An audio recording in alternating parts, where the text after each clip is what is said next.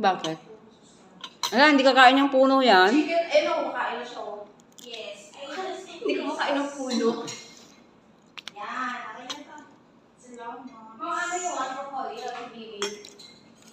Thank you. Ikaw alam ko gusto ko ng puno eh. Oh. Mahilig ka ba sa kulay mo? Mahilig sa puno. Makain ako ng puno. Sarap naman ang ulam mo, tahong. Masama ko naman. Tignan mo naman kung ginawa niya. Magkuha ng carrots. Ayoko ng carrots eh.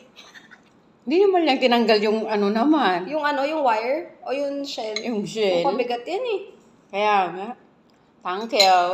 Okay. Kasi mas madami daw pag kasama yung shell. Siyempre, ano lang. Pag ano, Loko itong asawa ko. Di naman siguro mag-himay kanina.